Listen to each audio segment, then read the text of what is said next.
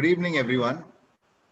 I am Warner Gypsy from Earth Keepers Connect Goa, your host for this evening, the 15th day of the pre-summit webinars leading up to the New Earth Summit in November, second edition of India's first integrative summit on solutions to our problems in health, food, farming, and the environment.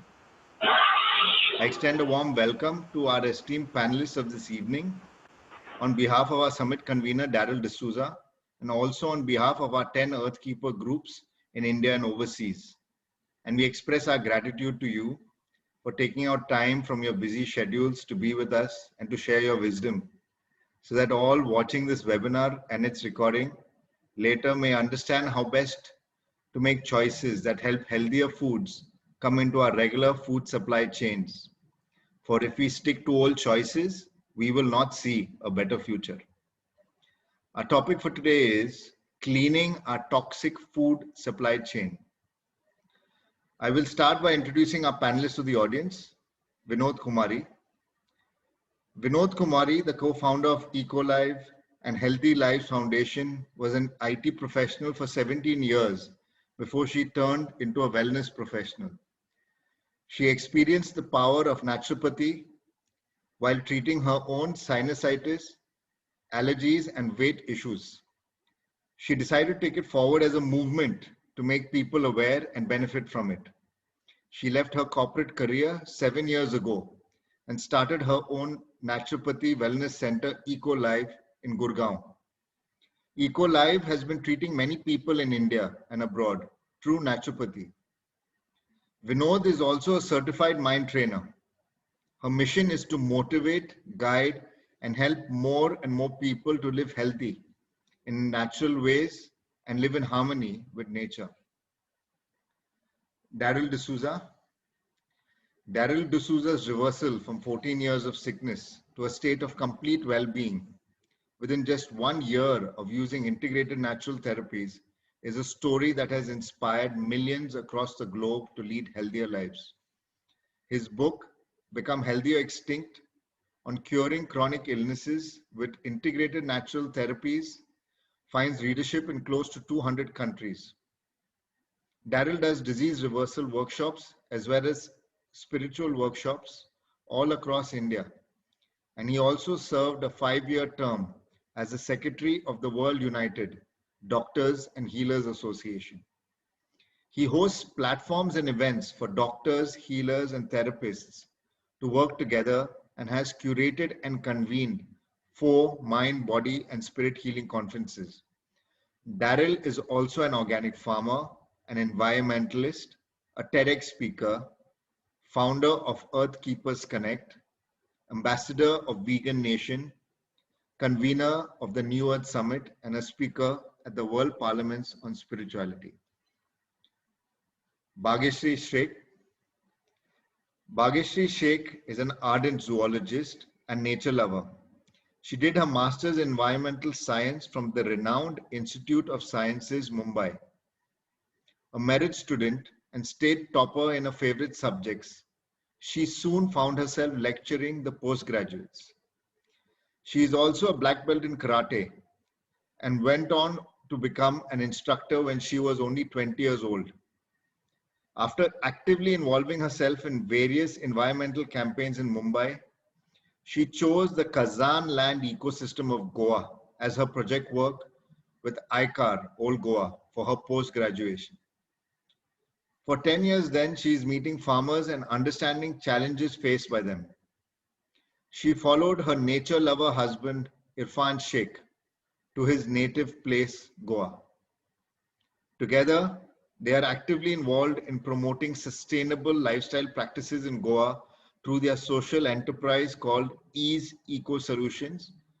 And in a short span of time, they have already conducted various free herbal gardening workshops in schools, colleges, and villages.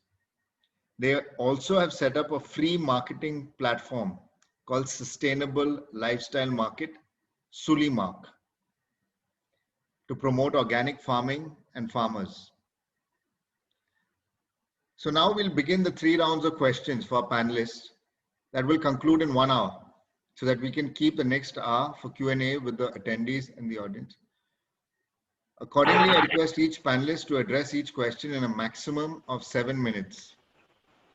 To our audience, if you would like to receive the recorded video of this webinar, please subscribe to our YouTube channel, The New Earth Summit.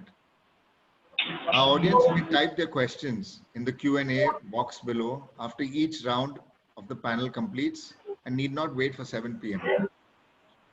So here's our first question for the panelists. What, according to you, is unhealthy or toxic food? What detrimental effect does it have to the human body? Does its consumption impact our ecosystem as well? We can talk about packaging also. So we'll start with Bhagyashree, Shaikh. Hello. Yes. When we talk about food, it is mostly we look for nutritional value of the food. People mostly eat fruits, fresh vegetables, specifically green vegetables, in order to obtain nutrition. But when we see there is a heavy use of pesticides, pest repellents, and then there are growth yield boosters, lot of sort of chemicals are used while doing cultivation and harvesting of this different kind of food stuff. So when we consume them, even though you follow healthy or Vedic preparation methods, the residue of the chemical which is there in the food, we can't deny that. And the more we consume that, the more it remains in the system. So one pesticide, one chemical, likewise there are many retained in the body. There are there in the mother's milk, there are there in our blood, there are there in our skin also. So all these things which are there accumulated in the body, further they lead to different hormonal and developmental issues, especially in case of females. So when the female is like childbearing, all those chemicals and all are transplanted to given to children also. So it's really not good. So when we say food, whatever most of the people here we are consuming is like a toxic food, we can say. All right. Thank you. Vinod, Kumari, would you like to share with us? Yeah, sure. So I actually call the unhealthy or toxic food is the food which is not in alignment with nature's process. The way it is grown, the way it is consumed, if it is not in alignment with process, that is the toxic food. That's the way I call it. And specifically the food which has chemicals, genetically modified, have a lot of preservatives, and has gone through a lot of processing where it loses its nutrients. So all these things make it, at every stage, making it more and more toxic. And it actually leads to, as Bhagyashree said, a lot of toxin accumulation in your body. And by design, our system is designed to keep throwing this toxin out of this body, even at every cell level. So just imagine, if we have completely toxic kind of food, how much extra load you are putting on your overall system day-to-day basis with each and every meal.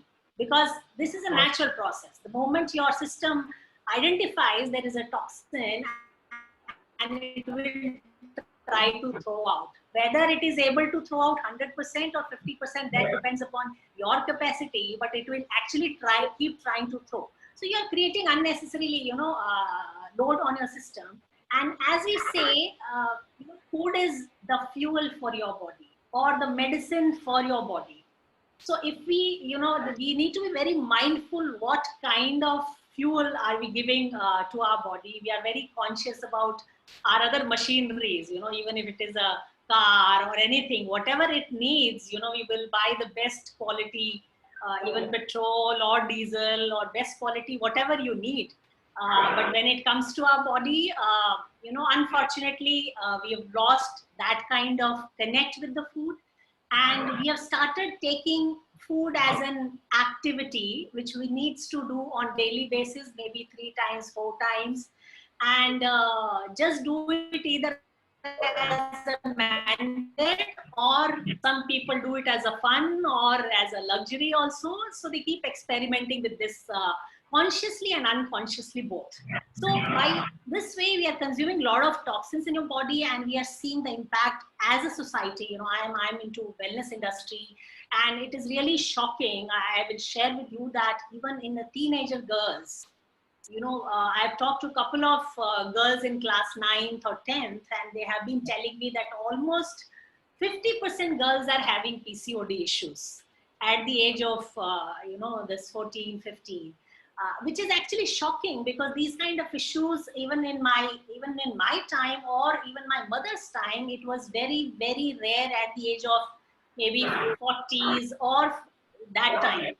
And it is happening, in front of our eyes. All these issues: diabetes, obesity, migraine, insomnia, so many kind of issues. So we are actually making the humanity sick day by day, without realizing what harm we are doing to ourselves, to environment. I mean, nobody has any clue on that, what we are doing. And we, all of us know what capacity we put a human as on that pedestal, which you create in this universe, that it is the most intelligent or species which has knowledge. And unfortunately, we are not doing anything with this potential, because there we can reach. And what we are doing with this body, people are struggling with even running day-to-day basic lives. Forget about reaching to higher level or higher consciousness, where we can do some wonders in this world. So unfortunately, we have damaged all of this, and not even at a physical level. It is shocking that it is impacting your mental wellness also, even at the mind level. As we say in India, jaisa ann, vaisa man, right? So we are made up of what we eat. That's why they say. And this is something which people are not connecting with it, that you are what you eat. And that is the reason they're just consuming the kind of food they're consuming today. So unconsciously and consciously, we are doing this. And it's not only the impact on just human health. If you see at ecology level, it is impacting everybody, starting from human health, their impact on mind, then even in the environment. The impact of having chemical-based food, it is impacting even animals. It is impacting the quality of your plants. It is impacting eventually your soil. It is degrading your soil. It is contaminating your air, even water, to such a large extent. So it is a complete circle. It is not just impact on us. It is impacting everything. Having this toxin-based food is impacting each and every element of the universe. Thank you, Vinod. Now I would ask Darryl to share a few words with us on this. Yes, thank you, Verna. And I very much agree with both the panelists, and just want to, add something further. So I consider, in the area of toxic food, anything that is unhealthy food, anything that is going to make the human body sick, okay, over a period of time. So in that category, first comes what is not food for human being, whether it's organic or not, and that was what my TEDx talk was about. And today also I had a question on my online workshop from a lady, out of, now the batch has gone to about 100 people. And she's a new participant in the workshop. So people have got notions that so many things are food, but when they are actually not food, and they don't get the right kind of information. So this first talk was about, this question was about milk, and her mother-in-law, or her mother, was having repeated kidney stones. And I was just trying to explain, as it is written in my book also, the undigested calcium from cow's milk that retains in the human body, it goes and forms kidney stones in the long run. And so, but she was replying, but my doctor says that, if the milk should be had, if you have kidney stones. So now people are, and it's not people's fault, because they have never been told, what is pure nutrition and good nutrition for the human body. And the MBBS course also doesn't have, proper subject on nutrition, where they tell you actually what are the foods that are healthy for the human body and what to have and how much to have and what not to have. So only when you see, real cycles in nature, then you will see that no mammals are having milk after the age of 3 or 4 years.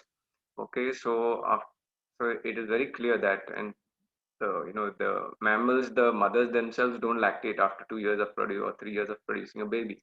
So there's no question of milk being there around for any adult mammal on this planet to have milk. So there are some very basics that people are missing. So that's the first level, and in that I've got things like too much of oil, fried. There's no other species on this planet who will fry their foods.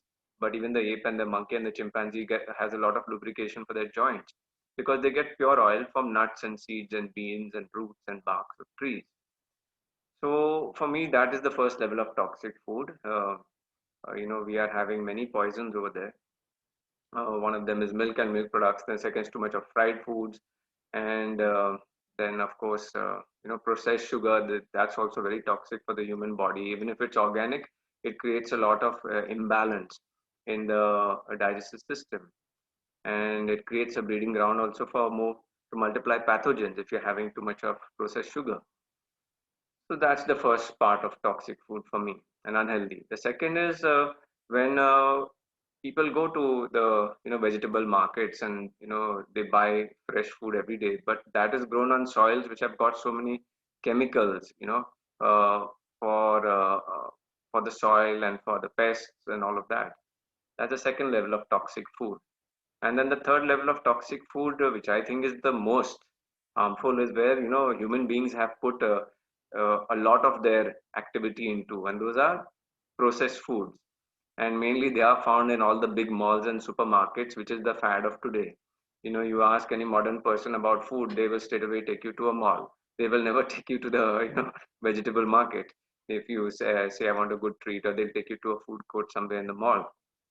So these processed food products, they've got so many chemicals in them, and they've got stabilizers also, which are chemicals that prevent cross reactions between other chemicals in the food. And when the can or the Tetra Pak is tightly packed and airtight, it's a stable structure of chemicals, like I call it atomic warfare. Is stabilized. That stabilizer, it stabilizes atomic warfare going on in the tin. You bring it home and you open it and put it in your body, of course in your mouth, and then they all are free, and they act like free radicals. They start robbing electrons from your throat and from your stomach, entire digestive tract. And that is the reason so many people are suffering from inflammation, ulcers, then which goes on to tumors and then becomes cancer. So people are wondering, why is cancer going up in society? You just look at the rate of how much processed food people are eating. Okay, that food is not made by nature. It is made, all these formulas all come from scientific labs. Okay, putting all these chemicals which are unnatural to the human body. So for me, that's the most toxic kind of food that is there, and that of course makes you sick and gives you all of these diseases, and all of the materials that go into making these packaged food products, right? So tin, for tin, you need to take out ore from the earth. So you're making holes in the earth. Then if the Tetra Pak, you're cutting down trees, and the inside is lined with plastic. So that comes from petroleum. So they are digging, taking out more crude oil from the earth. And if it's a glass bottle, you're excavating more sand. So it's a depletion of all these natural resources on the planet. Then these manufacturing companies that make this food, you see, they are putting smoke in the air. They are putting all the chemical dyes and all into the ground, which come out in our rivers. So just because people have not understood that real food is something that is fresh without chemicals, and they go in for all this marketing and all these artificial foods, we have not only lot of sickness happening to the human body, but a lot of like Vinod also pointed out, and this is what she was indicating, lot of environmental damage.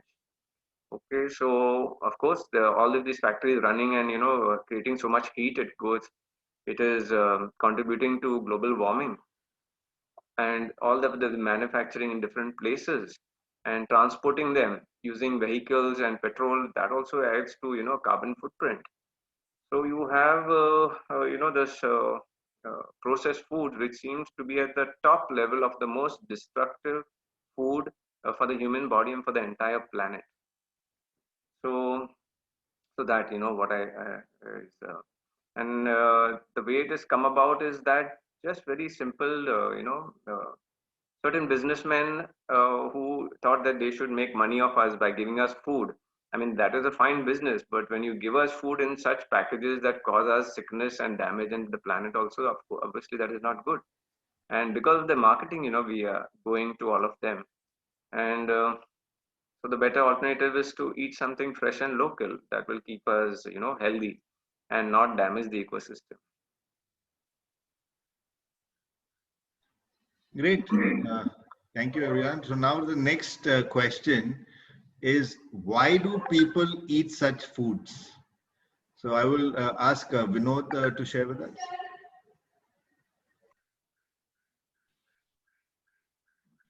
Sure. In fact, I spoke to a couple of children also, including my daughter. She's 12 years old. The primary reason which specifically children are saying is the taste. Why they are eating this food, because it tastes not always better, what they said, but it is very different and very addictive, which they want to have a different experience. So that's the main reason they are experiencing or tasting pizzas or different kind of biscuit. There are a lot of variety in terms of taste.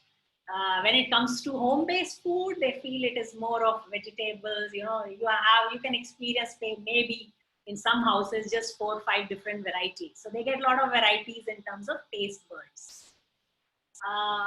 The second very influential thing is the impact by the media. What they see on specific ads or movies. I actually remember when I think of Maggie, there used to be an ad, I forgot who was the actor, but it was having fun with friends, and that's where they're going out and having Maggie. Even in the night, celebrating birthday party, they're having Maggie. So you'll find, Maggie very popular in youngsters. You will hardly find any college canteen where there is no Maggie. People will just go and order the first thing, Maggie and chai, right? So it has, I would say it's a gradual conditioning of children, which the media and entertainment industry is doing. What they show there, in terms, whether it is food, whole society is copying so many things, even the kind of attire they wear. So even food also has an impact, what you show on the media, what you are eating, and how are you celebrating, what do you mean by celebration. So all that has very gradual impact, which people don't realize that actually it has impacted us. If you question them, you are influenced by media, they would not accept most probably. But we know, and I understand how mind works. Unconsciously, if you keep talking about same thing, show it 200 times, and in a happy manner, your mind will absorb it's a good thing. So it has a very deep impact on the society, and that is something which should change in the media. The third thing is, in today's life, it's very fast life. Everybody wants everything quick. People don't have patience even to cook or even to have their meal.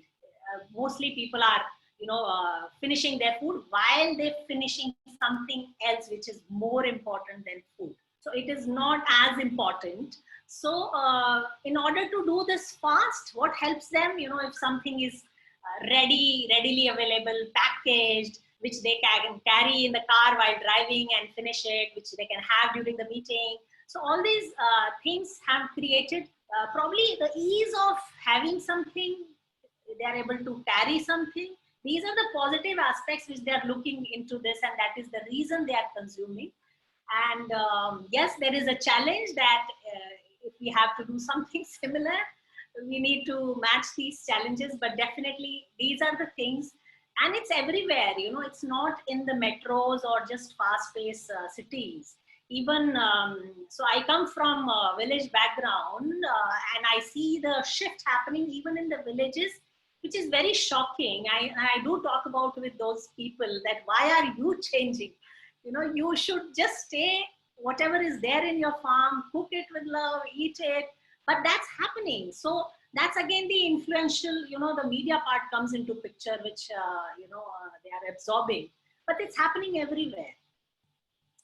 So I think, and then the last point I was thinking, it's more of peer pressure. So even if you have families who believe in healthy food, who has trained their kids to have healthy food, but at some point in time they will realize, you know, either their kids have started feeling that, you know, we are not doing this fun activity which is happening somewhere else, and we are eating all these boring food, or which is not so in thing in the market which we are doing.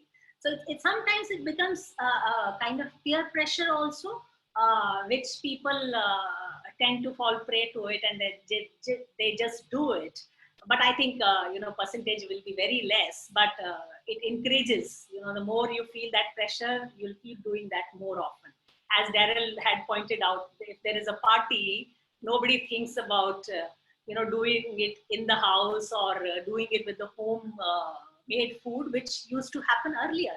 You know, in our childhood times, we used to celebrate birthdays at home where mom used to cook. But that's not happening anymore. These are a couple of things which came to my mind why people are doing it, in spite of knowing it is unhealthy and it is causing damage to our health also. Yes, thank you, Vinod. Very interesting points. I'll ask Bhagyashree, are you with us? So the question is like why people eat this kind of food, and as ma'am rightly said, mainly it is because people are not that aware what they are eating, and they have this influence from different, like there are traditional ways, there are different methods of cooking which are getting affected by a lot of this advertisement, as she currently said.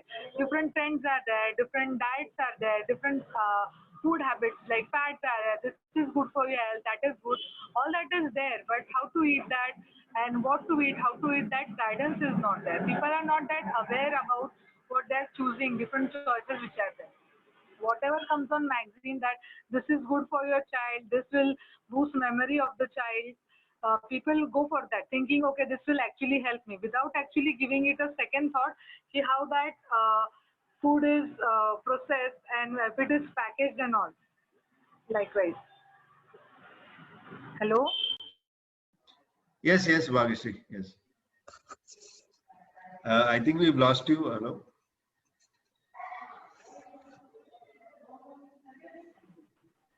Hello? Yes, Yeah, yes. yeah.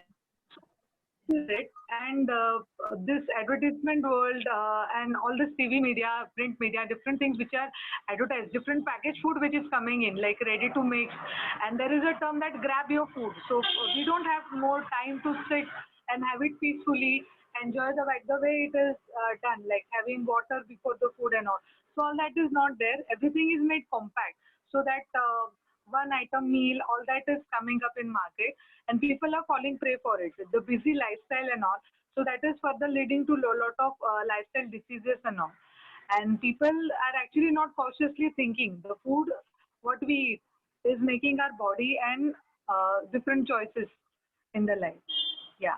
So that awareness and basically that cautious choice is required for that choosing the food. Thank you, Bhagyashree. Now I request Darryl to share with us. Yes, thank you, Varna.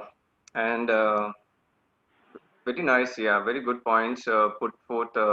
First starting with Vinod, and I completely agree with her that it's more of a mind game and a conditioning and a hypnotism that people are under.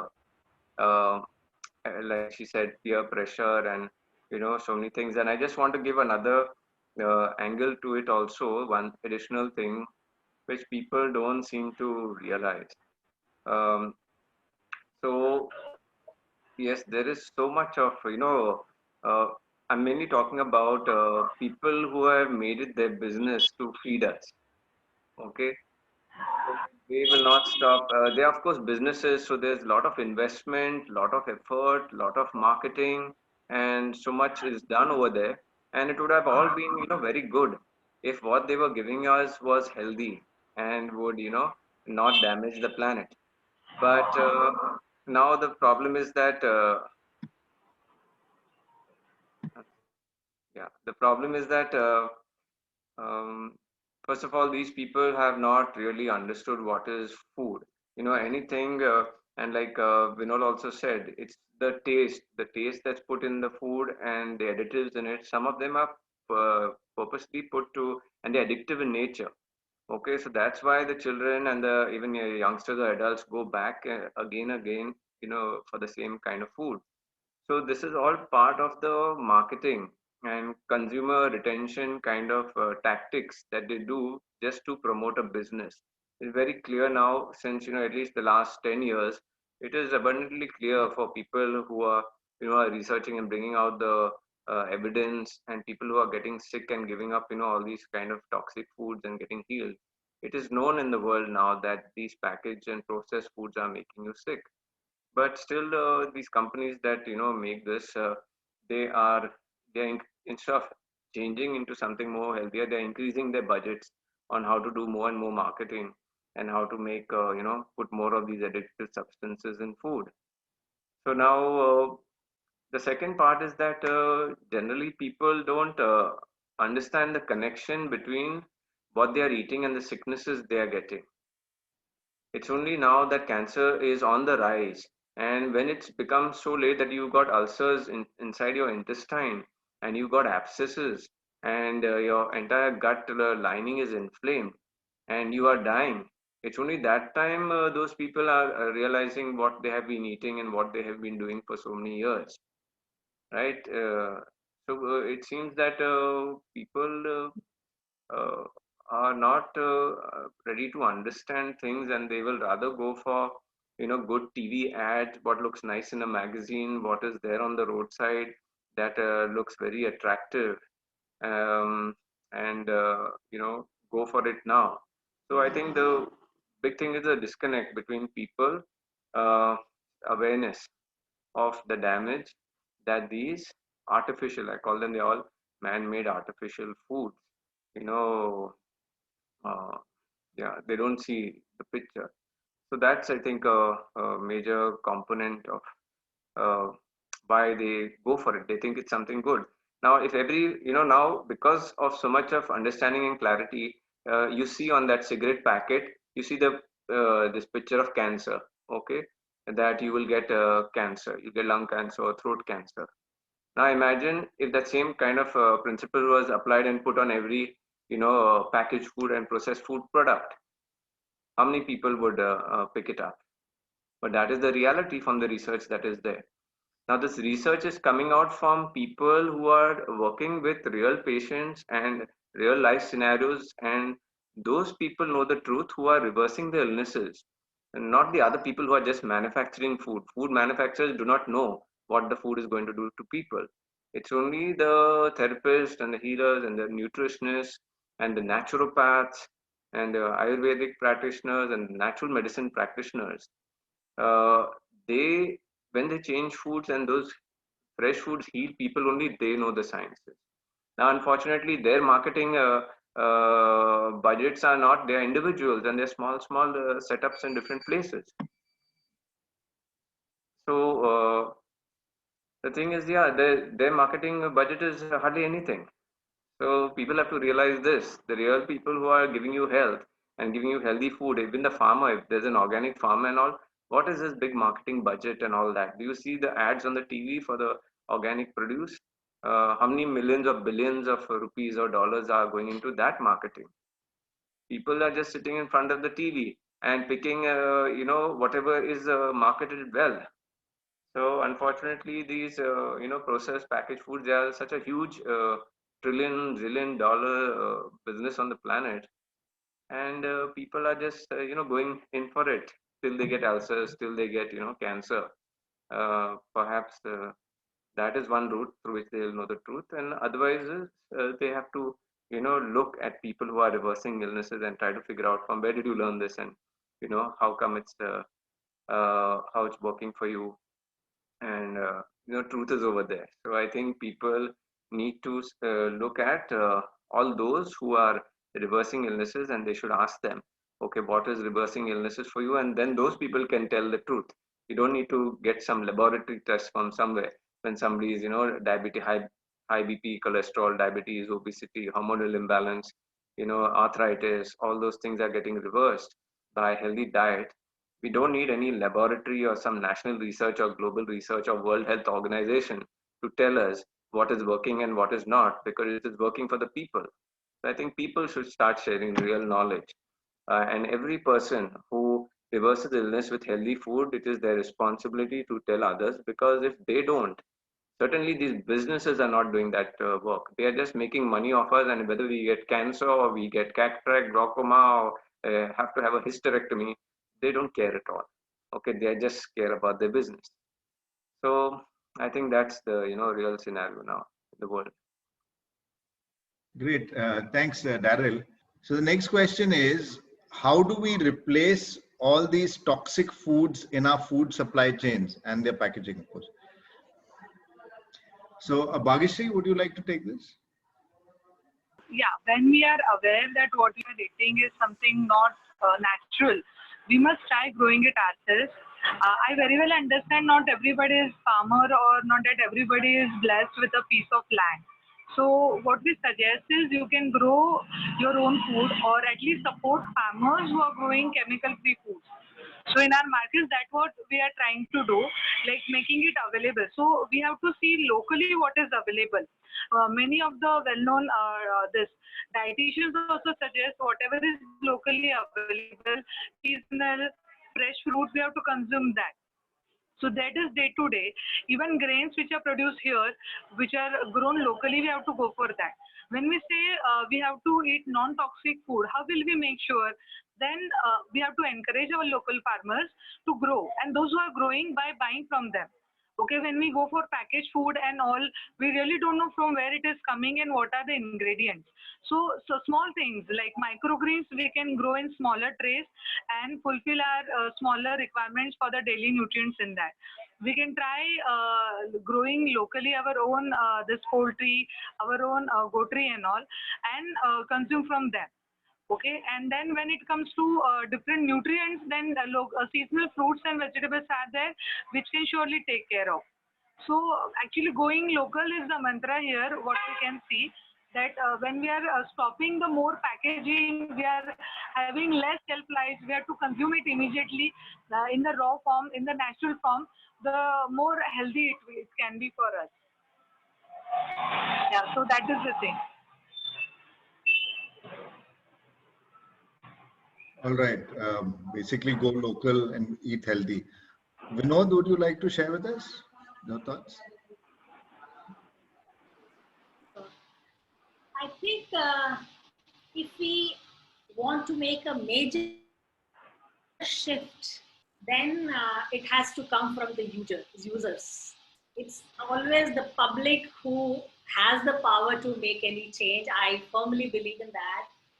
Although we need to work at both the ends, demand and supply both, but we need to do a lot of work so that it is pushed by the users. So if you see the recent shift, even if people are a little bit going towards alternative medicines, alternative systems of healing, why they are doing it? Because they have experienced the other mechanisms, and they've seen what it is doing, how much it has helped them, what are the alternatives, what side effects it has. So they have become aware, on both the sides, and that's the reason they're saying now let's explore alternative. And that's the reason you see a lot of people talking about these things. Now suddenly organic farming, this is becoming a bigger thing, organic producer bigger. So it's all by the user. So if we have to drive major force around it, I think people like us have to do a lot of awareness. Like Darryl was saying, either it's a scare this thing that what connect your food has with the illnesses, and make them aware. You have to wake them up so that they demanding good food. I've worked in corporate industry, and I used to be one of those users who was just picking up stuff during the weekend, whatever is there closer to your basket. It doesn't matter what it is. So I think the major effort all of us have to do in creating awareness, in making people realize what is the connect and what can it this kind of food do to your health. That is one part from the demand side. And second, as we said, the impact of media or entertainment. The whole industry has to play a very responsible role, because they are one of the main thing which is having a deep impact on the children, whether it's not only food, it's also about the health products, as Bhagyashree was saying, that whatever is being sold as a health product, is it really health product? If it has too much of sugar in it, then user has to be aware, what is health product. So all these companies have to, there have to be some rules around it, what kind of advertisement or what kind of things they need to publish to the users. And then government definitely has to play a very important role. Like Darryl also said, that if we can publish on a pack of cigarette that it can be dangerous, so something like that. If something is made up of maida, let them write that it is dangerous to your intestine. Too much consumption for a year or 2 years, this might happen to your health. So let people read it. And why are they not writing it? And it is their responsibility. I would say, it is the company's dharma. So if somebody is into food industry, when I say dharma, not religion, what they ought to do as per their role. Like one mother's role is to nurture child, to love the child, to feed the child. Similarly, if you are working in an industry which is related to health, food, it is your dharma to give the food which is good for humanity. That should be your first goal. Whatever product you launch, it has to go through some steps, and there has to be some organization or this thing to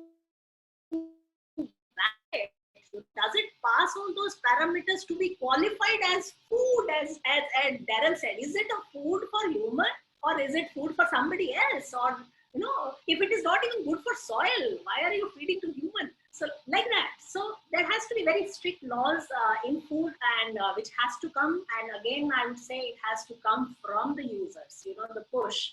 This is what we want. This is wrong happening to us. And this needs to be done in the food industry, and it is very, very important. And then, as Bhagyashree was saying, working with farmers, there's a lot of, I come from farmer community. My whole family was into this till last generation. So you have to educate farmers. They are not aware people. Somebody told them, okay, if you use this packet, it will double your produce. They don't know what is chemical, not chemical, how much harmful, will it impact soil. Farmers are realizing now in Rajasthan that it has damaged their soil. Now they're saying, how do we reverse the damage? They were not told a couple of years back that it will completely, damage your soil in 15 years time or 20 years time. So somebody, has to help them in this. So it is the responsibility of probably educated society, that some people should come forward as an organization or as a volunteers who can help those farmers in making them aware, spread awareness, educating them, or maybe doing some certifications for them to understand whatever they need to do in the farming this thing. And that's where they will be able to decide. Today, they are not the people who are deciding what needs to be grown in their farm, unfortunately. They are growing what companies wants them to grow, and at what speed and what quantity. Most of the time, they are operating like that, unfortunately, due to lack of awareness. So there's a lot of effort has to go in that particular segment. And the most important thing was the taste part. There has to be a lot of innovation. Innovation has to be done in healthy food so that you can compete with Maggie and other stuff, in terms of taste. So a lot of creative people has to come into it to do that. And definitely supporting local, seasonal. The importance of having local food or seasonal food, or not having a processed or a frozen food, or even fruits which comes, to you after 20 days, 30 days. A lot of awareness has to go through it so that people promote, go local, go seasonal. And that's the reason they will cut down on other chemical stuff. So these are a couple of things which is, I think, we all should do so that we can get healthy food back in the scene. Absolutely, absolutely.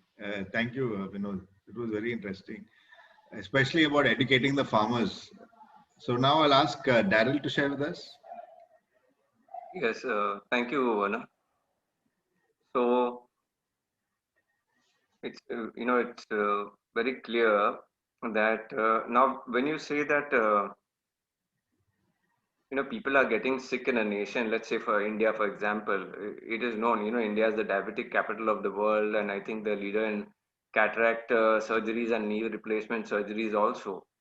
And for pioneering work of people not only in India but in other countries too, have showed that plant-based diet is reversing so many of these illnesses. So healthy, organic, seasonal, plant-based detox kind of a diet is reversing all of these illnesses, and this is being done at private organizations, because the popular system of medicine, that is allopathy, is not curing any illnesses.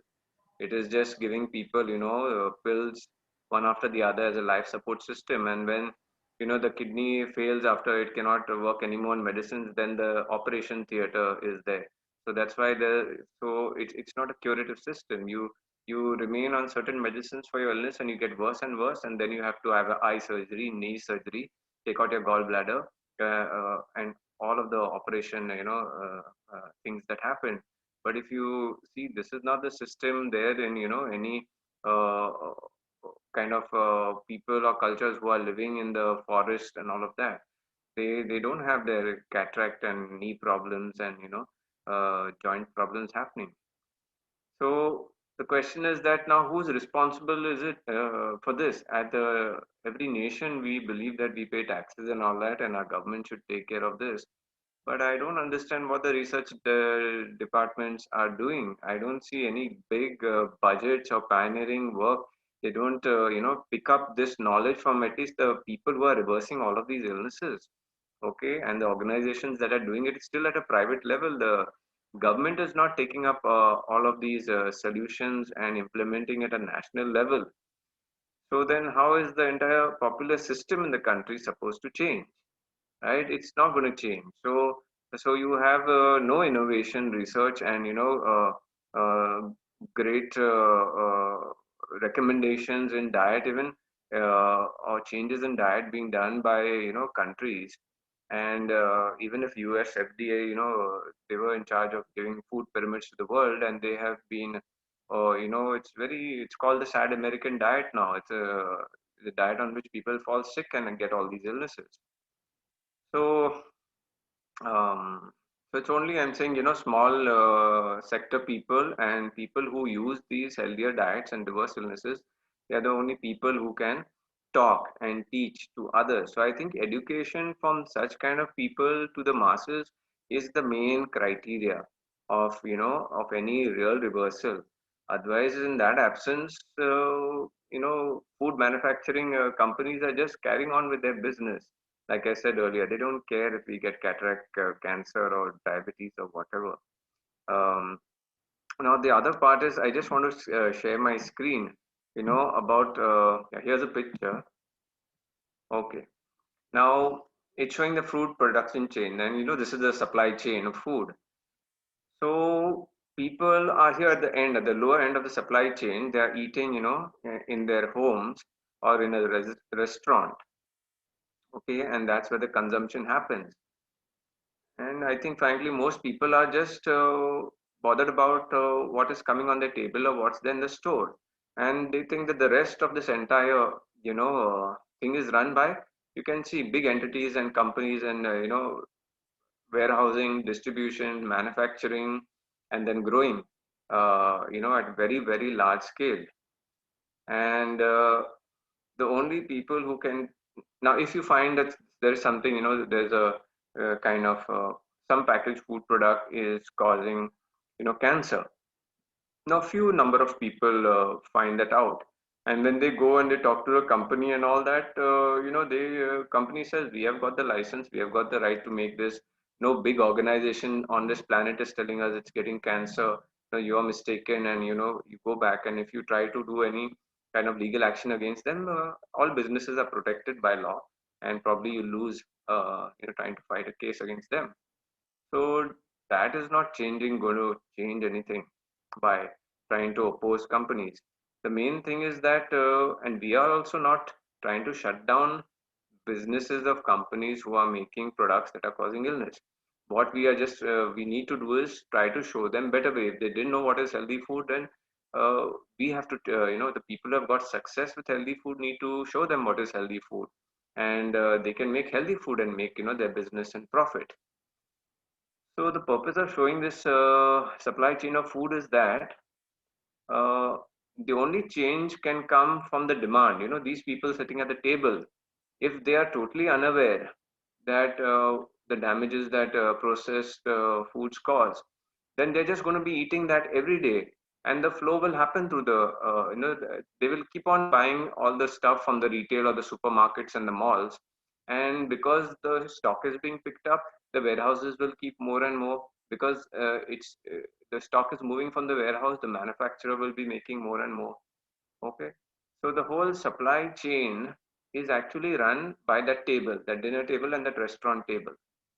Okay, if people are okay eating cancerous foods and foods that cause sickness, then those foods will keep on coming inside the supply chain, and all across the supply chain, those people are very happy. They're making a lot of business. They're growing their, profits are growing year and year. They are taking the company, their products to different and different companies, I mean countries.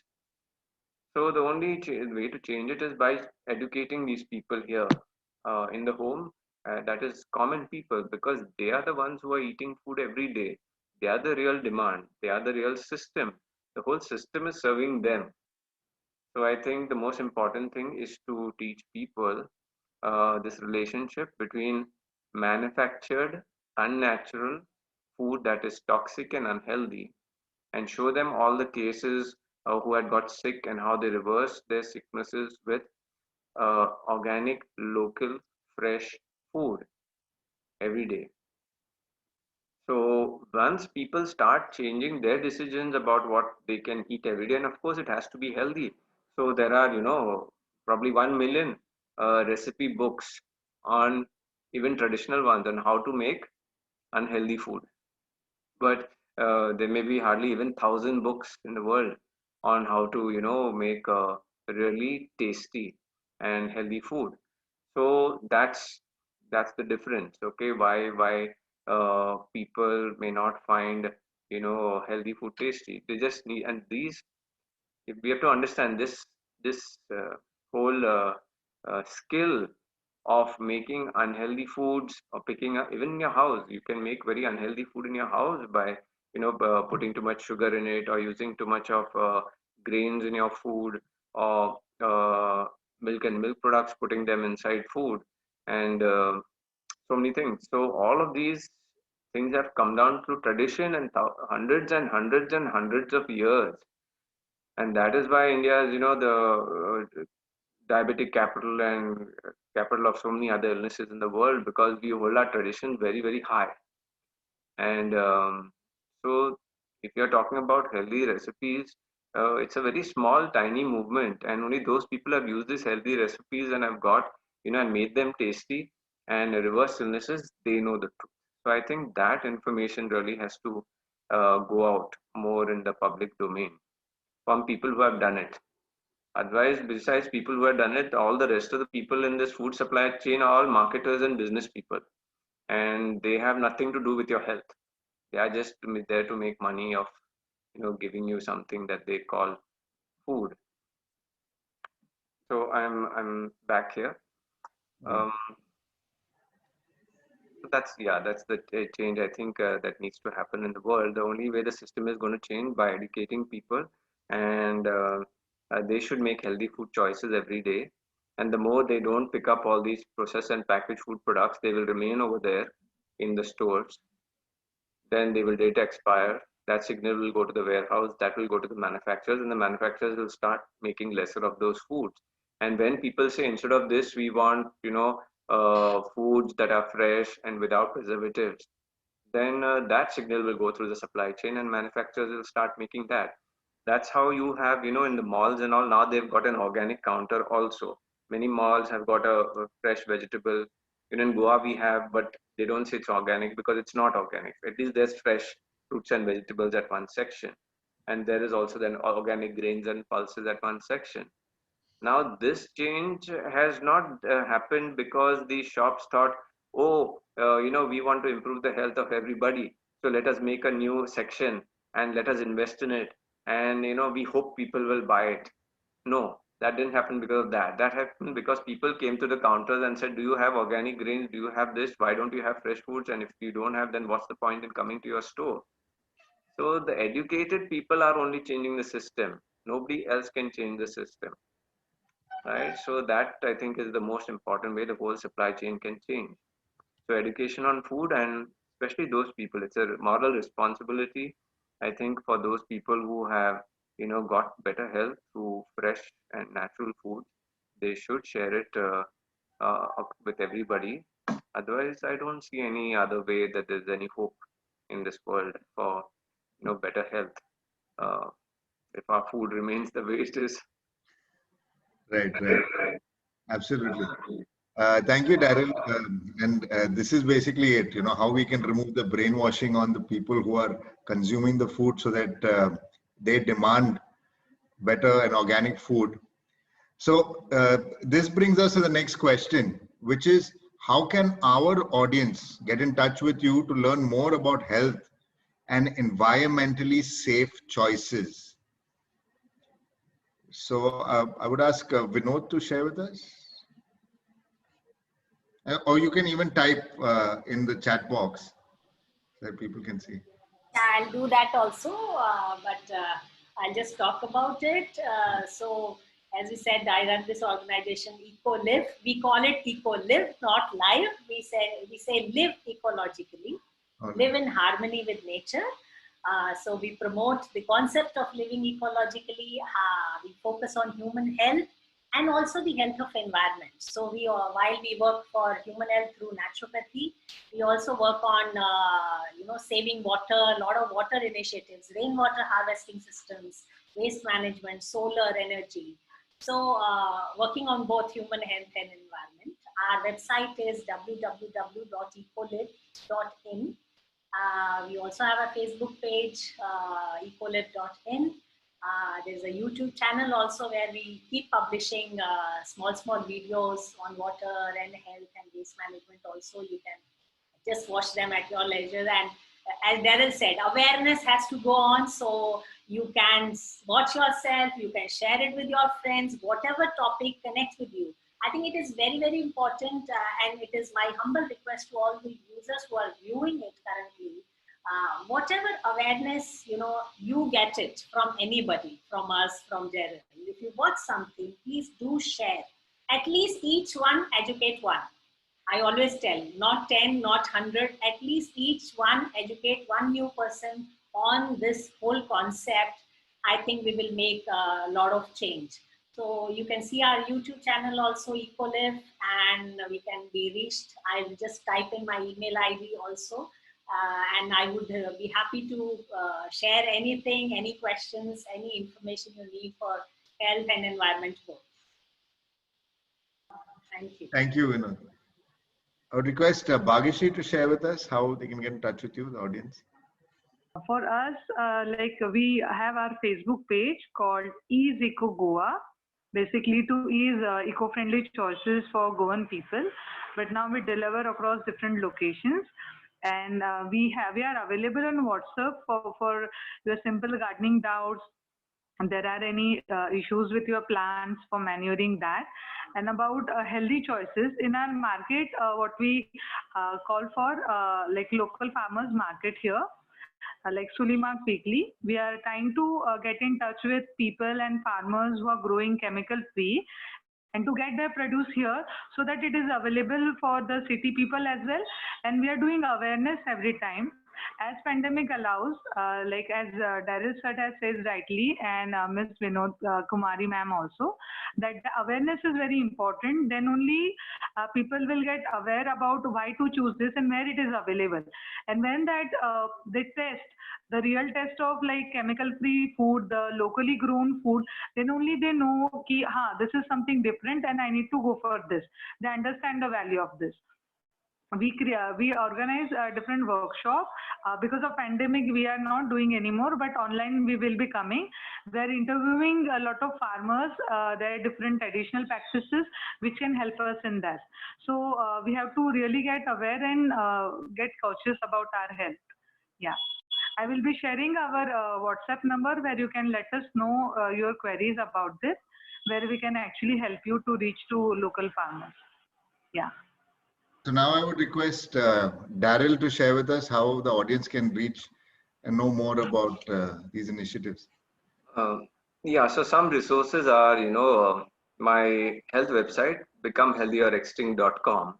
You can go there and download my book and, read all of this. There's a chapter on what I spoke just now, this managing our food supply chain.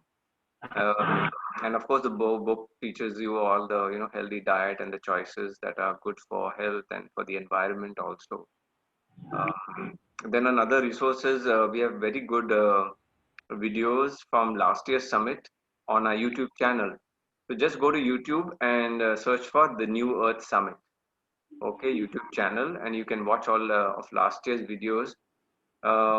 It will teach you a lot. There are very good videos on what is healthy food, what is unhealthy food, what are the alternative choices that you can make. And for people who want to do reverse chronic illnesses with integrative natural therapy, that's what I teach, a combination of diet and nutrition, then natural organ cleanses, acupressure, herbs for healing, and a few other simple therapies. um, you can, on my health website, you'll find a section for workshops.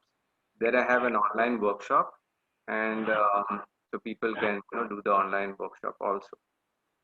And for those who want to know about my work in organic farming and environment, and our different groups in different cities, WhatsApp groups and Facebook groups, where we work on health, nutrition, healing, different healing modalities, organic farming. For all of these resources, go to my main website, darryldesouza.com. There you will see links to about 7 of my websites where all of this different work is going on. Yes, so that is how people can get in touch with me. I stopped doing personal one-to-one consultations for, I mean, at the starting of this year, because I'm working more on organic farming and events like this, and environment projects also. But people who will, read my book completely and do my online workshop, then they know most of the integrated system that I'm teaching, and it's then I don't have to sit and do, 3-4 hours consultation for them, because half of the consultation just goes into explaining to people uh, what are all the wrong recommendations that were given to them till the date, by people who are in the business of treating people, uh, and people are just getting treated and treated, but not getting cured. So of course everybody is trying to do their best, and I think it's the awareness and the knowledge of. So there's a lot of wrong information out there, and a very sincere doctor or nutritionist also trying to do their best may give you information that they think is really right.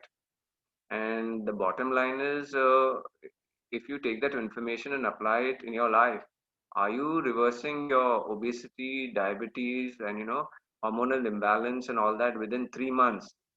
You know, that is what it takes. It just takes about 3 months to reverse all these things if you do them right and if you're working with the person who has the right kind of information. So I have all of my cases, even doctors who have come to me in Goa reversing diabetes in uh, less than 2 months and high blood pressure in 2.5 months, and then also getting off their heart medication in 3 months. Okay, so only when these people know how true it is. Whereas other general public says, yeah, my doctor is giving me medicine, he's treating me for diabetes, and it's been 6 months, and my sugar from this 180, it's come down to 160, and there's improvement, and I think it's really nice. And then I'm doing some little bit of yoga, and from 160, it's come to 150, and I think that's really working. So that means, you will have to do those treatments for the rest of your life. So I'm saying, yes, there are genuine people and everybody's trying to do a good job. But the real right information, that is what reverses these illnesses within 3 months. Okay, so don't accept things like this. 6 months, it's going to take me to drop 7, 8 kilos. No, I've had people drop 20 kilos, okay, in 3 months. So, yeah, so uh, look out for testimonies from people who have said they've had amazing, healing experiences within just 2, 3 months with the right kind of diet, nutrition, natural therapy, moderate exercise. Um, that those are the things that work. Great. Thank you, Darryl. And now we'll move to the Q&A and the chats which have been coming in. So I'll just take up this first question, which is from Nestor Rangel, which is, should we stop non-veg foods totally? Anyone who would like to take this? I think Darryl would like to. Um, yes, okay. I will comment on that because I have seen that it's the same, topic, different levels of information and understanding. Now, you will see that people who have done really deep work in nutrition, when I say deep work in nutrition, doesn't mean that you go to a nutritional college and learn what was there in the textbooks and all of that. Okay, it is little more than that because I've seen a lot of that. There's a difference between real life, what is happening. Now, who is the one who really knows about nutrition, who should be called a food scientist? Okay, it is somebody who has worked from food right from the point of origin. And where does food originate? Okay, food originates. Uh, Now, all food on this planet is made by plants.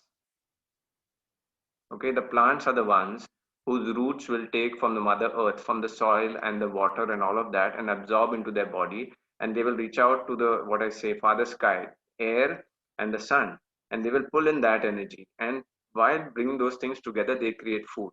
Even carnivorous animals, they eat herbivorous animals. Herbivorous animals don't make food, they eat the plants. Okay, so the real producers of food on this planet have always been and will always be, because we are designed that way, is plants. So the basic understanding is, how do plants make food. So the real nutritionist is that person who knows about the soil. How do soil nutrients come into the plant? What is plant immunity? And if the plants have got good immunity, they will fight pests, and they have good immunity if they have good mineralization. If we eat organic, well mineralized plants, then we get high immunity and high health. Fresh, organic, local, seasonal, high mineralized plants, and they are much more tasty. Okay, so the actual nutritionist is the one who knows how this happens, not just the organic natural farmer. There's sometimes some farmers are that they don't put chemicals in the soil, and they say that okay, our produce is organic, but the nutrition in their plants is not high unless they've done real soil biology. So for me now, it's becoming imperative that people understand these very planetary ecology and soil biology and all well, and they have to look and observe in the real life. The real college is life itself. What is taught in college is a theory and some things. And why I'm saying this knowledge that has come from these colleges and all, I mean, of course, colleges are getting progressive now, and nutrition is getting, better and better, I think, since the last 10 years. But till that time, literally, those sciences and this American diet and all that, that has created, 70% of sicknesses in the world. It's coming through food. The rest is, of course, 30% is on, sedentary lifestyle or emotional problems and the external environment. Um, so yeah, so the once you start following and you do the complete study, this is a complete study. How does the ape, monkey, chimpanzee, how do they get such strong bones and so flexible? How can they swing from the entire 300 kgs? How can they swing from half the digits of their fingers from branch to branch? How can the great ape do that? Uh, so when you look at them, because they're the closest to human beings, okay, when you look at them, you will see how their nutrition flows, okay, and all of these and so many other mammals, sentient, I call, five senses, mammalian, vertebrates, okay. We have to look at the sentient mammalian vertebrates that are vegetarian and that have characteristics like ours, okay, not canines for killing other animals, no big claws, and digestive tract that matches us. When you see how the nutrition and vegetarian nutrition flows, only then you know nutrition. Unless you've done that study, you do not know nutrition. Okay. So I work like that with living sciences. And then, of course, that is one class. And the second class is when you take that and you apply it on the human body and you see people who are sick, reversing illnesses because of these diets, then you know this is the real science, because this is the science that not only it reverses all the damage that was done with the bad foods. So coming to that, once you go in this direction, you will see that human beings naturally are not meat eaters. Okay, and you can have meat instead of too much of rice and wheat and too much of sugar in your diet. Yes, you will lose weight, because actually milk and milk products and sugar and too much of wheat and rice, that will give you acidity and also weight gain, and also tendency towards diabetes. Now you reduce your milk and you reduce the grain and you go and eat meat. Now meat is not going to give you that much obesity. Neither it's going to give you, diabetes. And but it is going to be acidic, and it will age the human body faster. So instead of living to 100 years, you will live to 90 years or maybe 85 years. But that doesn't mean that, oh, meat was healthy and I lost weight because of meat. You lost weight because you didn't have, the too much of hormone overdose through milk and milk products, too much of fat through grains, and all of that. So, so I've seen that people who have transitioned from a meat-eating diet to a vegetarian diet, and have also seen that they eat organic, local, healthy, and they've eaten from well mineralized soils, and they have had a good balance of food, that is fruits, vegetables, nuts, beans, peas, roots, grains, seeds, all of those things regularly distributed in the diet. They are outperforming people, in creative arts, in mind power, in physical, fitness, in agility, in sports as well. So I'm seeing that happen for the people who are the real right sciences. And for those who do not have the real right sciences, they're half educated in this flow of food. They can just look, oh, there is a, they will go and eat any animal that has had that is following the right sciences, right? So I tell people, please don't go and eat our teachers.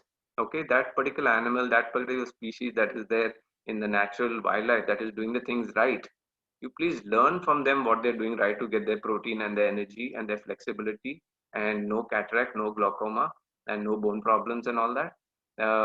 Follow them. That is the study. But instead, our people are going and eating those. Oh, their meat has got vitamin D. It's got B12. It's got this. It's got that. It's got so much of protein and everything. So this is not science for me. That you go and eat the species on the planet that has got the real science. Thank you, Darryl. The next question, which has come on Q&A, is by Abhay Morle. What type of intoxicants are we transmitting in our upcoming generation? If anyone would like to take this, Vinod. Sure, sure.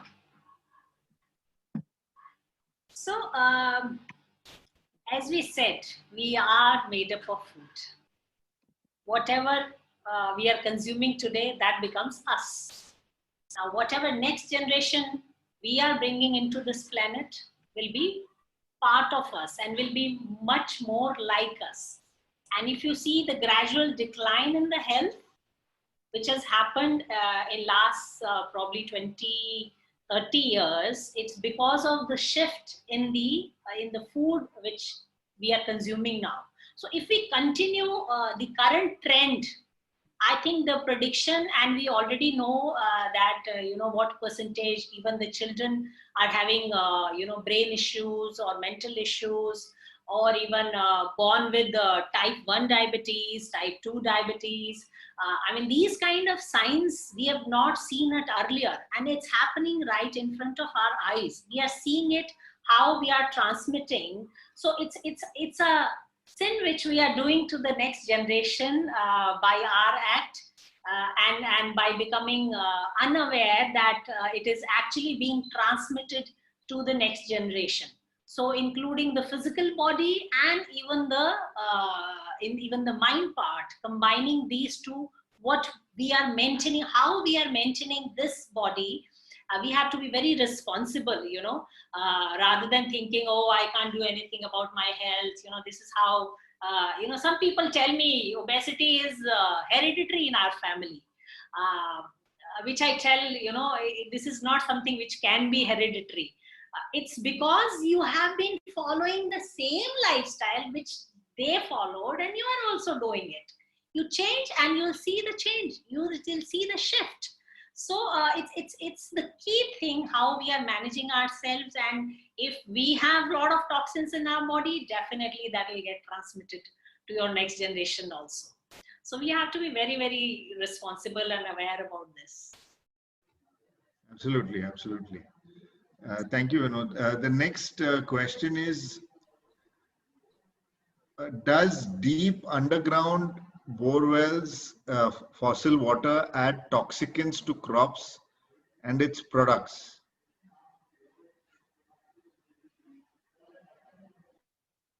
So a comment that I want to make on that is, this borewell water. Um, I think the first thing that people need to do is go and get that water tested and see what is in the water, if there is any kind of harmful substances in it or too much heavy metal and all of that. Does it have the right kind of constitution? That's the first thing that people need to check. I have been seeing more cases of anal abscess. Okay, anal abscess is like bacteria getting into the anus and eating up the cells slowly. They say, I mean, most doctors will not tell you this about abscess. Oh, abscess is just an abscess. It's a decay and it's dying, and there's a small wound happening in the body, and people have to have operations, and they have it's cut up and flesh is taken out, and they've got a small dip over there. It's cells of the human body, they never malfunction. It is some germs that go in and start eating the cells, and that's why it becomes an abscess. And they have to then cut it open and cut out that flesh that looks like cancerous and all that, and eaten up and take it out. And then they take patches of skin from the other body and flesh and try to patch it up. Now, I have seen that this is happening more in cases in cities where they are having in their overhead tanks, one tank is borewell water, and that borewell water comes into the toilets, and from the toilet, for flushing it's okay, but from the toilet, if you use a health faucet, you're actually putting health faucet water on your anus, that is coming from borewell, very deep water.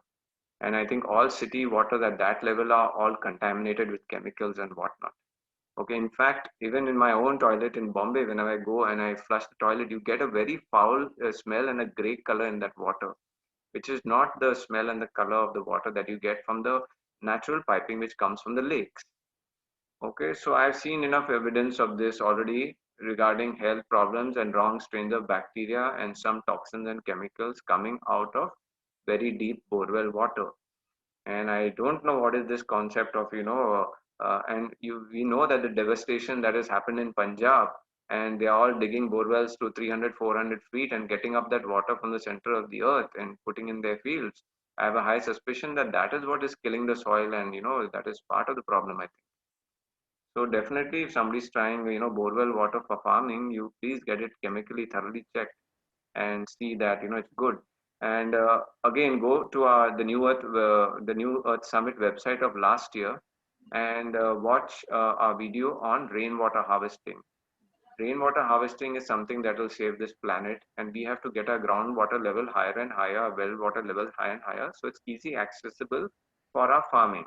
Okay, this rain that falls on top on the land, that is very good and healthy water. Even uh, during this summit, if I have that document open in front of me, I'll tell you the exact date where we are having a webinar on this to attend on 21st October, where we're having the webinar for sewage treatment and disposal system. That means your black water and gray water, how it can be recycled and used, so conserving water, how it can be used to water your garden and all your fruiting plants and trees. Okay, it is converted by good microorganisms and made very healthy and nutritious water. So be there on 21st to understand the science of water, and then also be there on 24th of October, effective rainwater harvesting systems. So what I'm clearly saying is that no, the future science is not how to get that borewell water and all from the center of the earth. It is how you get healthy water and you conserve it and you start bringing up the water tables in every state and country. That is what is needed to be done. We need to bring the earth back to what it was when, and that is where we were healthy. We have destroyed all this groundwater and so many other systems, and all of these natural healthy resources are depleted. And so the consequence is sickness, cancer, and all of these things are happening. Yes. The next question is from Sarita Chauhan. Do you suggest going oil-free and without ghee? And if cashew and coconut intake impacts cholesterol levels? Vinod, you would like to take this? So I will answer from naturopathy perspective. Definitely, when we talk about going vegan, there are a couple of things which goes out of your system. As definitely, Darryl was mentioning that if we regularly are having that oil from nuts, which are like almonds and the other nuts, or even the seeds also, there are good seeds also, then probably you don't need it. But if you talk about ghee, we do prescribe A2, which is Desi Gai ghee, which you can have if you don't have any other health condition which is not supporting it. Probably 1 or 2 tablespoons in your the regular food. But then again, depending upon your age, your health condition, then what kind of activity you do, it all depends. We always say there is nothing bad created on this planet. All the intelligence which you need, as Darryl was saying, that what to be used, for whom, where, what quantity, that is the real expertise. You can have cashews, but in what stage, what quantity, and along with that, what all other things you have. So similarly, if you want to have ghee, yes, you can have ghee. What is the best ghee? A2 ghee if you really want to have. And that too, you should know what is the quantity. And cholesterol, if we talk about cholesterol, it's not a direct equation. If you have cashew, you will have high cholesterol. No. It's again how good your body is at processing anything. Whatever you eat, how good you are processing, how good you are ingestion, you are absorbing, and then how good you are at throwing out the toxins or the waste material out of your system. So you might have seen, I come from Rajasthan. People eat Eating desi ghee laddus in winters is a must in each and every house. And you check their cholesterol, including my father who is 76, they don't have any cholesterol. So you need to know how to eat it right and at the right time and how to digest it right. So you need to consult an expert for these specific things. There's nothing bad on this planet. Absolutely, absolutely. Thank you, Vinod. Darryl, you want to add something to it? Yeah, yes. So, about, so as far as oils go, like I gave the example already, right? There are no other species on this planet who are having fried food and adding oils to their food. So you will see all the chimpanzees, monkeys, great apes, and all, they're eating all natural foods that have got oils. Okay. Now, people, first of all, it's a wrong classification by the modern system of food, where you take a grain of rice and you call it this carbohydrate, okay, complex carbohydrate. There's a little bit of fat, there's a little bit of oil also in it, there's fiber also in it, right? So all these things, so we don't understand, we say where we get our oils from, right? So many things are there. There are leaves, there are seeds, beans, peas, and so many other vegetables also, that they have different proportions of these things. So uh, and yeah, so for those people who are not getting the right combination of oils at a regular level for them, maybe they can try other oils, or like ghee and all of that. Sometimes in Ayurveda also, molecules have properties, and when they're combined with certain things, they can be medicinal. So I think sometimes, in Ayurveda also, as prescribed medicinally, I will agree to that, that medicinally with a combination ghee and all can be therapeutic. But I don't advise these things for regular food. So what we have to understand is that nature and natural things have made human beings. Scientists in laboratory have not made human beings. Robots have not made, theories and all those things have not made human beings. Okay. So all these people who have make our food products and all, they have not made us, they don't know our science. So we have to look from where we came, and from where we came is natural. And if you watch my TEDx talk, it says one law is that God made, or creator, or whatever you, universal consciousness, whatever you want to call it, it has given every living species in its natural form food all over the planet, and that's why all the species are alive. Okay, so that's the law.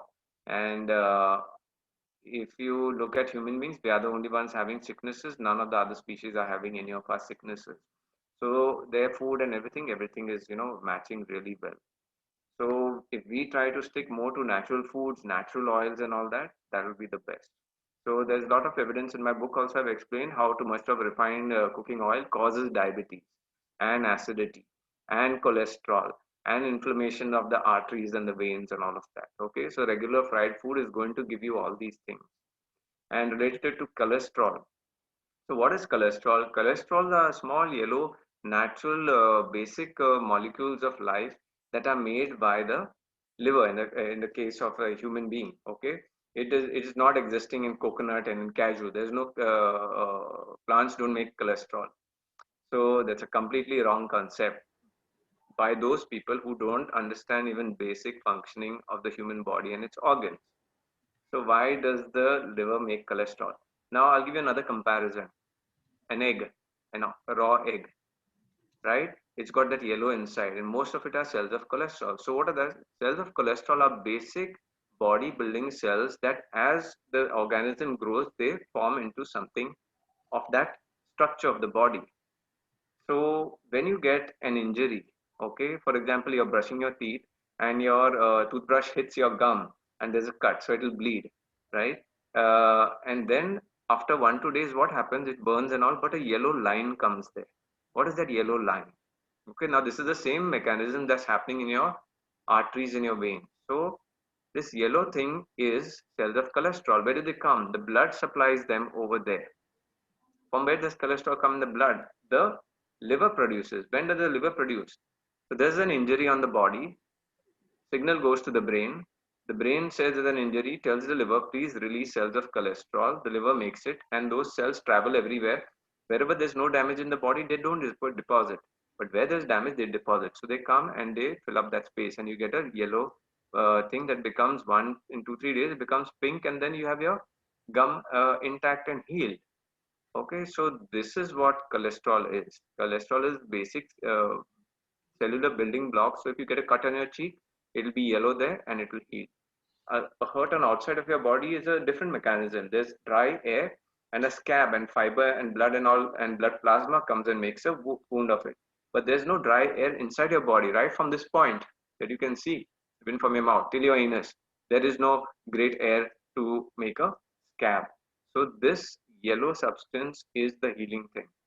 So who's that person who's going to have yellow at different places? There's an ulcer in the stomach, there's a duodenal ulcer, the plaque and cholesterol in the arteries. From where do they come?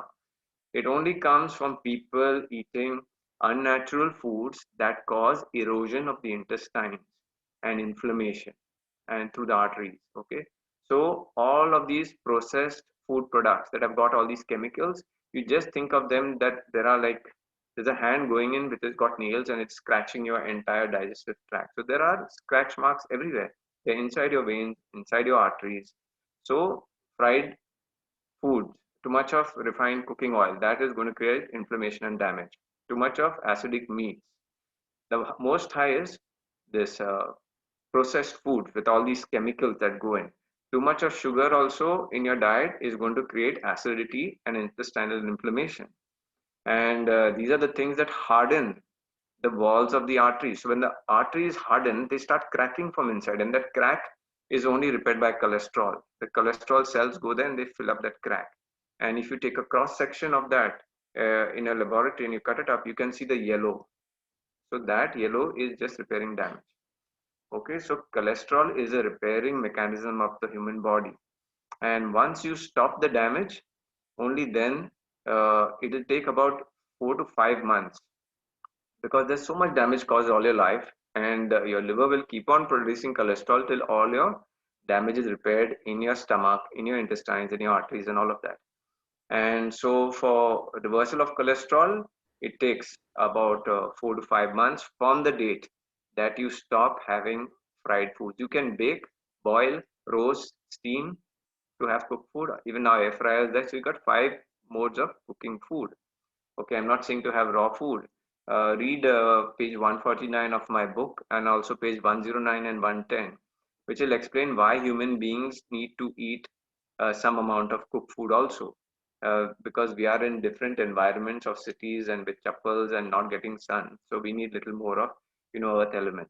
If we are living in the forest only, like all other species, sentient mammalian vertebrates, we would not need any cooked food.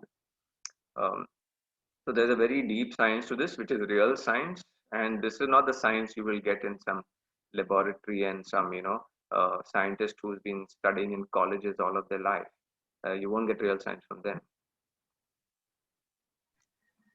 Thank you, Darryl. The next question is, could you please tell some superfoods for great hair and skin by Sanam Mirpuri? Hair and skin. Yes. Okay.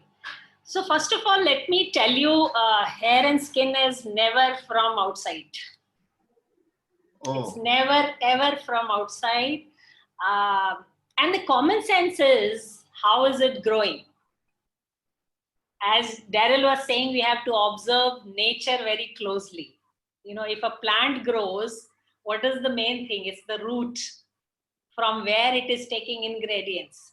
So similarly, we have to see, this is the outer part. Skin is the covering layer of this human body, but how it is getting formed, and it's again that nutrition, what you are eating, that plays the most important role. Yes, the external application helps whenever there is a need, in emergency or for a short-term thing. If you're feeling a little dry, you can put something, or once in a while you can do things. But majority, the health of your skin and hair is dependent on what kind of food you eat, and also how good is your digestion and absorption. It's again the same thing. So typically, for the hair and this thing, good things are again, nuts are very good things. Berries are very good things. In the winters, have a lot of green stuff, the spinach or all green vegetables. The more alkaline things you will have, it will have very, very good effect on your body. And I would like to highlight, since Navratris are coming, try experiencing fasting where you eat all alkaline food for 9 days and see the change in your skin and your hair. And real example, Darryl is there. You see his hair and the glow on his skin. So he's off milk products. He's off non-veg. So he's probably eating, if not less, Darryl, 90% alkaline or 80%. So I do a balance. So the general thing is that people are eating too much acidic. So we say, eat more alkaline. But yes, along, if you eat nuts and if you eat grains, Yes. then those are acidic, of course. Yeah. So, So but having overall, more of alkaline, that so is something more of, which yeah, is not 90% on all, just try to it's have very more of high. alkaline Balanced. food. Yeah. Yeah, Yes. and a balance. So I would agree with Vinod that nuts are an important part of the natural oils, because when your scalp doesn't get your scalp doesn't get that nutrition of enough of natural oils, then it dries up, and the hair follicle is sitting, the hair is sitting in a kind of a follicle here that's dry, so it falls out easily. But if it's nice and moist and wet, it holds the hair properly. So nuts, yeah, nuts are an important thing. Good oils in your body regularly. The second thing about hair fall is that intestinal health.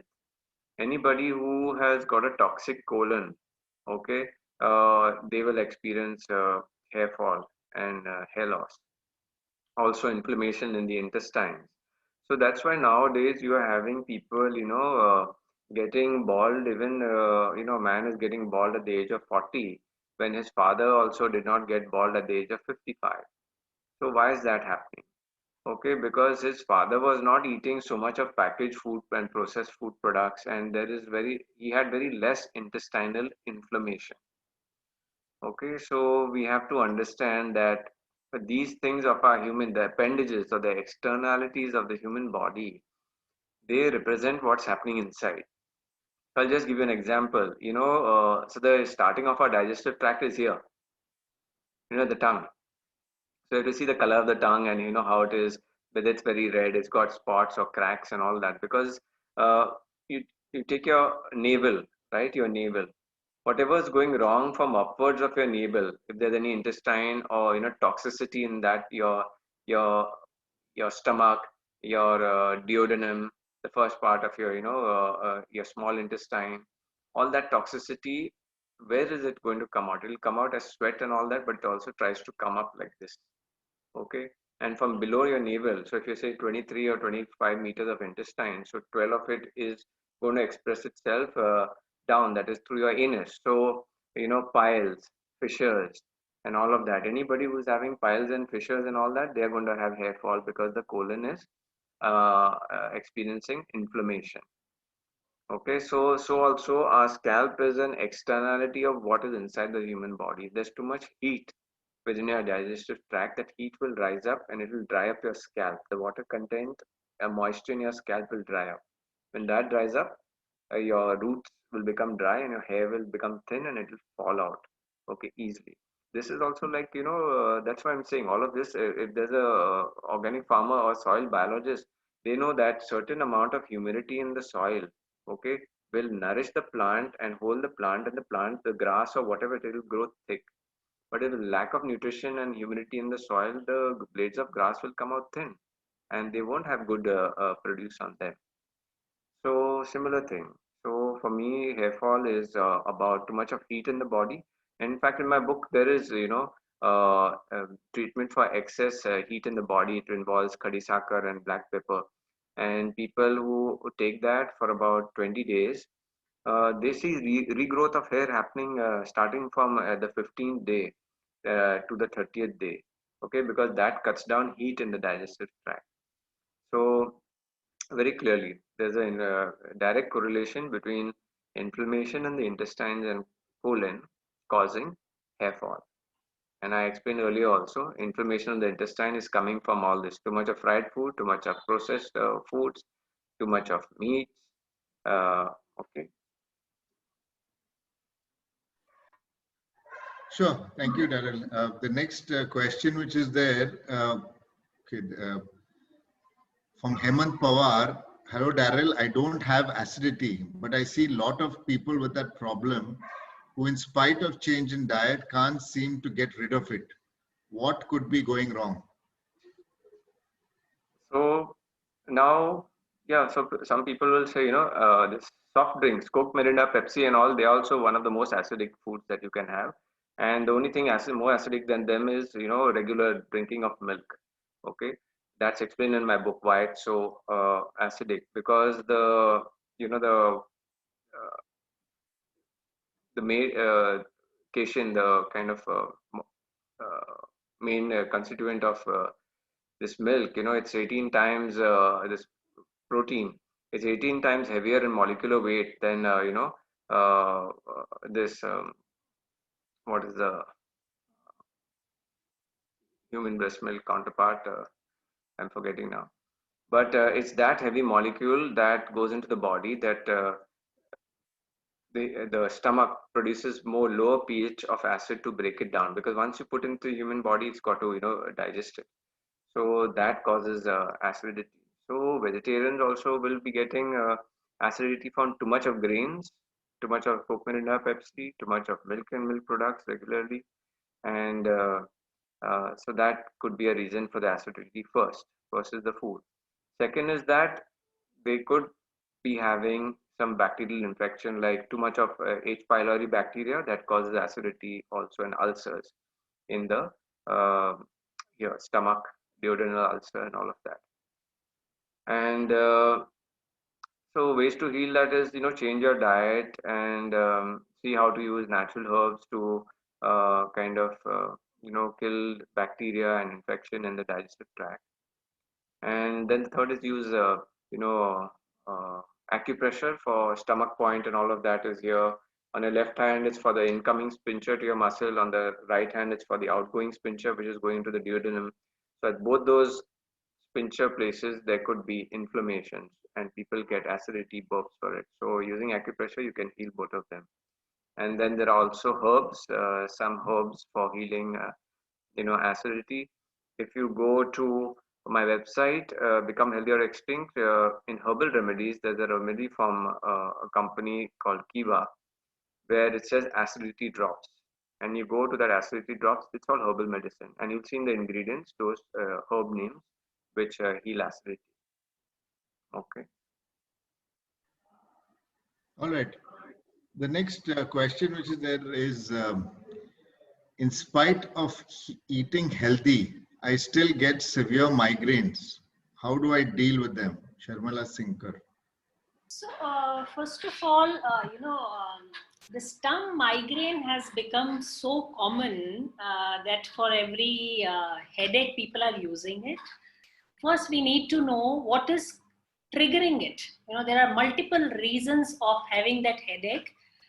It can be either high acid in your body, which is leading to migraine or headache issues. It can be high gastric issues, which can lead to these things.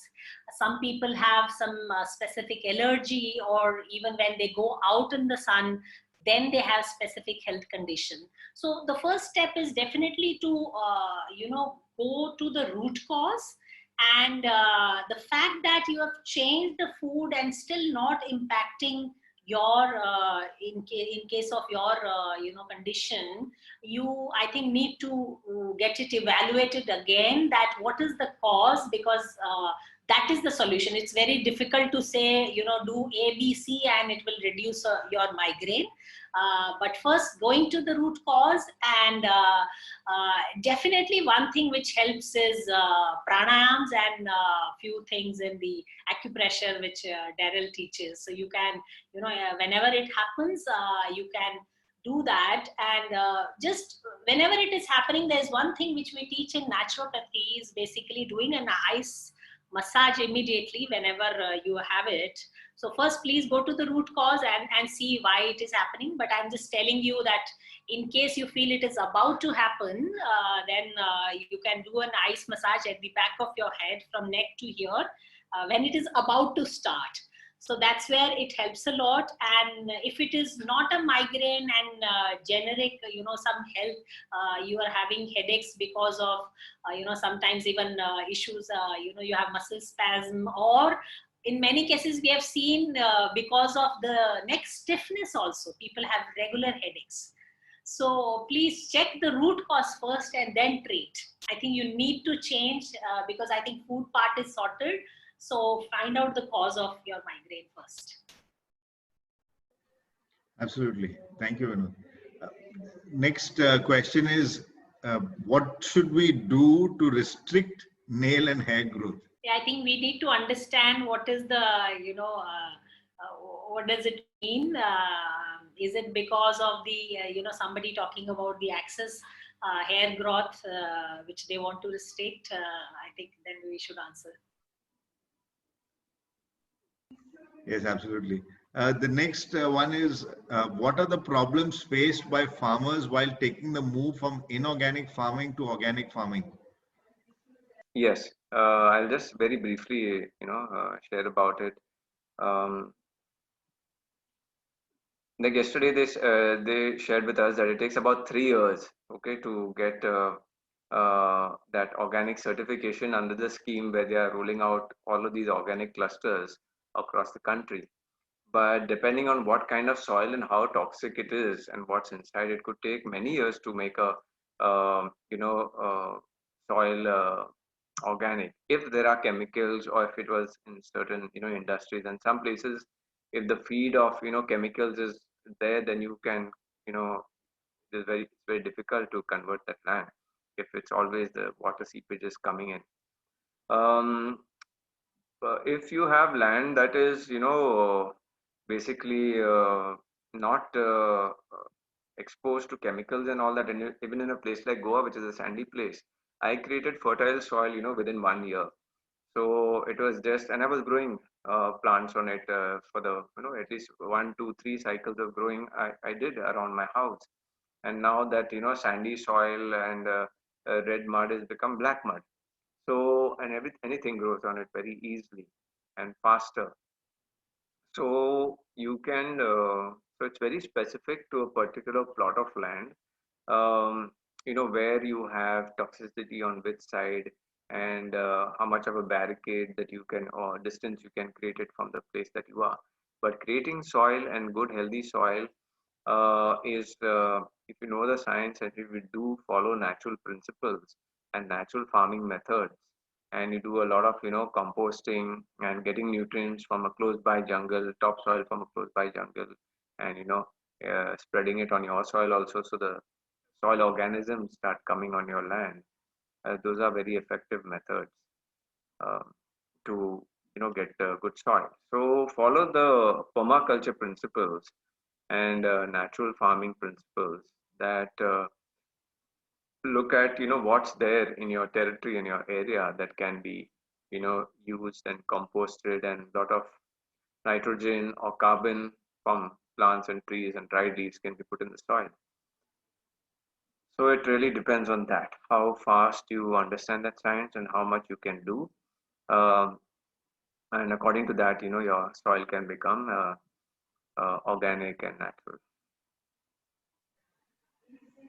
Yes, thank you, Darryl. This question has come from an anonymous attendee. My dad is 74 years old who has sleep apnea and using a BiPAP machine. Recently, he has had an angiography done, which shows 70% block. Any reversal chances? If so, please suggest a clinically safe and proven method to reverse it.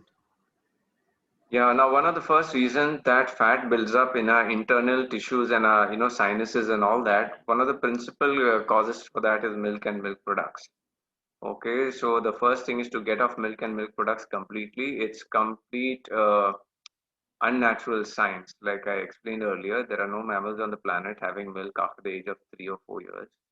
And once you read my book, you'll understand how much excess of fat and that is going in the human body on a regular level, how it brings the lipid profiles also up and contributes to diabetes. Okay, so and then also this person, they should avoid sour foods and vinegar based foods, and they should use healing herbs that will heal all the sinuses and heal the inflammation in the entire respiratory tract. Okay, and again on just you can use tulsi tea also. There's a very good product on my website, which is again a herbal remedy. It's called Panch Tulsi.